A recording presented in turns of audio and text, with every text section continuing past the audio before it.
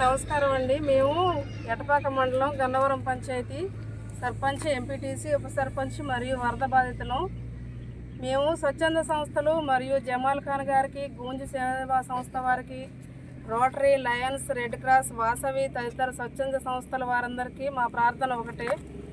ఒకప్పుడు భద్రాచలం మండలంగా ఉన్న మా గ్రామాలు ఏ విపత్తు వచ్చినా తెలంగాణ నుండి మంత్రులు మరియు స్వచ్ఛంద సంస్థలు వచ్చి ఆదుకునేవారు. ప్రధానమంత్రులు సైతం పర్యటించిన సందర్భాలు కూడా ఉన్నాయి ఈ మండలాలలో. కానీ ఎటపాక మండలంగా ఏర్పడి ఆంధ్రప్రదేశ్లో కడగొట్ట మండలంగా, ఎవరికీ అక్కర్లేని మండలంగా మా పరిస్థితి అత్యంత దయనీయంగా మారింది. పోలవరం బ్యాక్ వాటర్ వలన తరచుగా గోదావరి వరద వచ్చి నెలలుగా ఇక్కడ నిలబడిపోయి గోదావరి వరద తగ్గకుండా ఉండడంతో రైతాంగం ఇక్కడ పంటలు వేయడం లేదు.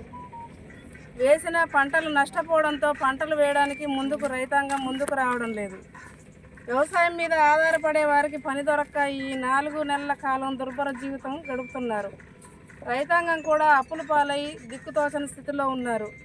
పోలవరం ముంపులో ఉన్న 8 మండలాలైన పోలవరం, కుకునూరు, వేలేరుపాడు, చింతూరు, దేవీపట్నం, కూనవరం మండలాలలో ఒక్క మా ఎటపాక మండలం తప్ప మండలాలలో కొన్ని గ్రామాలు పోలవరం ముంపులో చేర్చారు, మిగతా మండలాల వాళ్ళందరికీ కూడా. కానీ ఈ ఎటపాక మండలంలో 90% భూములకు పరిహారం కొరకు ఒక నోటిఫికేషన్ ఇచ్చి ఊరుకున్నారు.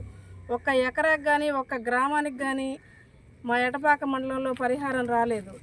2022లో వరదలు వచ్చినప్పుడు ప్రస్తుతం ఉన్న మన ముఖ్యమంత్రి గారు స్వయంగా మా గ్రామ పరిస్థితిని తెలుసుకున్నారు.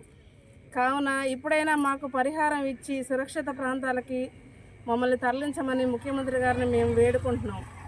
అంతవరకు మేము భద్రాచలంలో ఒక భాగం అనుకుని భద్రాచలంలో సహాయం చేసే సంస్థలు, ప్రముఖులు, ఇతర తెలంగాణలో వారందరూ ఇక్కడ వరద బాధితులకు మరియు పని లేక పస్తులుంటున్న మా గన్నవరం, కృష్ణవరం పంచాయతీలో వారికి తమకు తోచిన సహాయం చేయవలసిందిగా, మరియు జమాల్ ఖాన్ గారికి ఇక్కడ పల్లెకారులు గుడిసెలు వేసుకుని ఉన్నారు, వాళ్ళకి రేకులు సహాయం చేయవలసిందిగా ప్రార్థిస్తున్నాం.